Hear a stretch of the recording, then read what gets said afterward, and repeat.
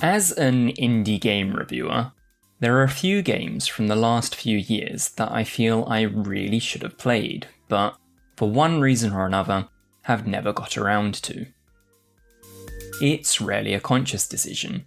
Usually I just didn't have the time, but there is one exception to that. Balatro. I've never played it, and I'm doubtful I ever will.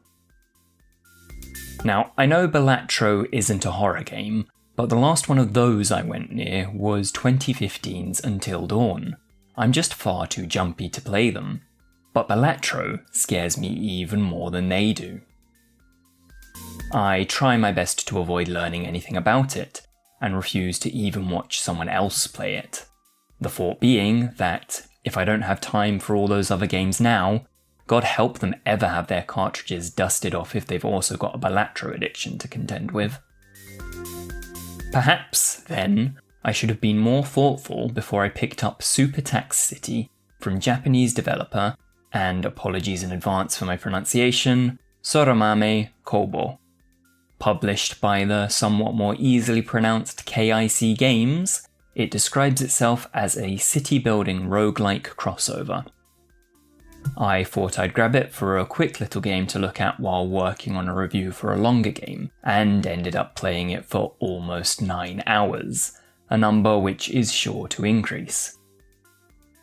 Suffice to say, it has managed to get its little roguelike claws into me, perhaps not to the extent that Balatro might have, but it's certainly not loosening its grip yet. We'll get my main point of contention out of the way first. This game is not a city builder in the same way that Euro Truck Simulator is not a racing game. It has far more in common with Luck Be a Landlord than even the most minimal of city builders, so if that's what you're looking for, this ain't it. With that said, the Luck Be a Landlord comparison is not particularly apt either, and SuperTaxCity operates within a refreshingly unique niche. The builds available are pretty evident early on, but there's a good number of them, and they all feel viable. There's a deceptive amount of strategy involved, and each different city and challenge shakes up the game by establishing new rules which lend themselves better to some methods than others. I'll admit that there's a small part of me which wonders if the game wouldn't benefit from one more card package, but everything feels so well balanced in its current state that adding more buildings might well have thrown off the consistency of other strategies too much. At the moment, its difficulty feels just right, challenging in the later levels, but not unfairly so. When you don't win, you usually have a good idea of what went wrong.